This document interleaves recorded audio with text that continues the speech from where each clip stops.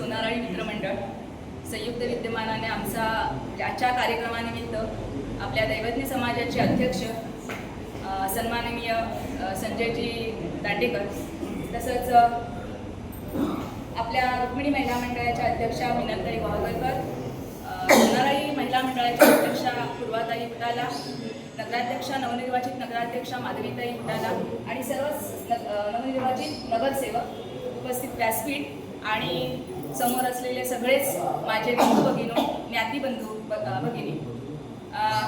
खरं तर आज वैभवजींची उपस्थिती हवी होती, काय कामानिमित्त ते बाहेर गेलेले आहेत, पण एका भारदस्त व्यक्तिमत्वाची उणीव आज इथे जाणवते.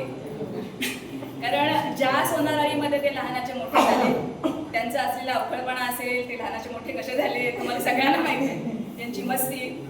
आणि तुम्ही सगळ्यांनीच म्हणजे वैभवजी जे काही बोलतील त्याला तुम्ही सगळ्यांनी शब्दप्रमाण मांडलेले आहे. आणि म्हणजे वैभवजींचा एक आदेश म्हणता येणार नाही, पण वैभवजींच्या पाठीशी तुम्ही कायम राहिला. जसं मगाशी वसंतजी पिंपळकर म्हणाले की नेहमीच 7 नंबर वॉर्ड जो आहे, या 7 नंबर वॉर्ड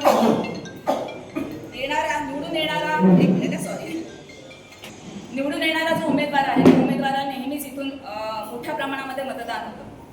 वैभवजी कधीही प्रवाहाच्या विरुद्ध जरी असले, जे वैभवजी म्हणतील त्यांच्या बाजूनी कायम तुम्ही सगळेच, आपली सोनाराळी मंडळ असेल किंवा दैवज्ञ आपला समाज असेल, कायम त्यांच्या पाठीशी राहिलेले आहेत. आणि म्हणूनच म्हणजे अगदी विरोधात असून सुद्धा कोणतीही राज्यात आपली सत्ता नाही, कोणतीही केंद्रात सत्ता नाही, केवळ तुमच्या सगळ्या पाठिंबामुळे वैभवजी आज 30 वर्ष या राजकारणामध्ये स्वतःचं अस्तित्व निर्माण करू शकले. ते सगळे तुमचे असणारे आशीर्वाद. आणि यामुळेच मीही या सोनाराळीमध्ये म्हणजे आमचं इंटरकास्ट मॅरेज आहे आणि त्यामुळे मला समाजाने एवढं सहज एक्सेप्ट केलं. मला तर खरं माझी म्हणजे सुरुवात जी आहे, नेतृत्व गुणांची सुरुवात जर का कुठून झाली असेल तर या रुक्मिणी महिला मंडळाकडून.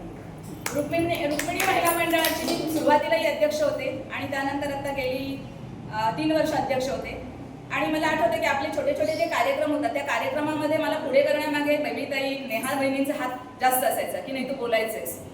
आणि एकदा तर मला अगदी 5-6 पाणी एवढं मोठं निबंध दिल्यासारखं दिलं होतं आणि हिमा हे सगळं तुला. आणि अचानक आदल्या दिवशी तुला ही सगळी माहिती सांगायची आणि अक्षरशः माझ्या पोटात गोळा आलेला की कसं हे सगळं होणार, मला एवढा वेळ कसं. आणि कंटिन्युअस मी 11.5 मिनिटाचं ते भाषण केलं होतं, ते मला आठवतं. त्यामुळे ह्या सगळ्या गोष्टी म्हणजे मला सहज आताही काम करताना ह्या सगळ्या सवय असल्या कारणाने आणि तुमचा आशीर्वाद असल्या कारणाने ह्या सहज सगळ्या गोष्टी होत गेलेल्या आहेत. तसंच आज पूर्ण आपल्या जसं मी म्हटलं की वैभवजींवर तुमचा आशीर्वाद, तसाच माझ्यावरती देखील तुमचा कायम आशीर्वाद राहून दे. काही चुकत असेल तर नक्की हक्काने सांगा. याही पुढचं म्हणजे मी राजकारणात ज्या वेळेला आले, मला माहिती आहे की हे काम वाटतं तेवढं सोपं नाही आहे, कठीण आहे. आणि त्यातून मला नेहमी तुम्ही मार्गदर्शन करणार आहात आणि त्या गोष्टी नक्की सोप्या करून देणार. बेबीताईंनी मगाशी एक सांगितलं की आपल्या तिथे अभ्यासिका होणं गरजेचं आहे. माझ्या सुरुवातीचं जर का तुम्ही स्टेटमेंट ऐकलेलं असेल, ज्यावेळेला माझ्या मुलाखती घेतल्या जात होत्या त्यावेळेला ऐकलं असेल, त्यावेळेला मी शिक्षिका म्हणून हाच मुद्दा मांडला होता की आपलं म्हणजे खेड म्हटलं की ते एज्युकेशन झोन झालेलं आहे. खेडमधून मोठ्या प्रमाणामध्ये विद्यार्थी जे आहेत, अगदी मुंबई पुण्यापासून सुद्धा विद्यार्थी आपल्या तिथे शिकायला येत आहेत आणि चांगल्या क्षेत्रामध्ये अगदी ते आज प्रगती केलेली दिसते. अशाच प्रकारे UPSC असेल, MPSC असेल, अशा परीक्षांमध्ये सुद्धा मुलं आपली पुढे गेली पाहिजे. कुठेतरी क्लास 1 ऑफिसर आपली मुलं झाली पाहिजेत. आणि त्या दृष्टीने खरोखर एखादा आपल्या इथं अभ्यासिका होणं गरजेचं आहे. त्या अभ्यासिकामध्ये विविध क्षेत्रातून म्हणजे ज्या काही त्यांच्या एंट्रन्स एक्झाम असतात त्यांचा अभ्यास इथे केला जाईल. काही असे गेस्ट लेक्चरर बोलवले जातील की त्यांच्या मार्गदर्शनाचा फायदा आपल्या खेडमधील असणारे जे विद्यार्थी आहेत त्या विद्यार्थ्यांना देखील होईल. आणि आपण सगळीजण कधी शिक्षण थांबत नसतं. अगदी वैभवजींनी सुद्धा वयाच्या 50व्या वर्षी वकिलीची परीक्षा दिली. त्यामुळे आपणही शिकत राहिलं पाहिजे.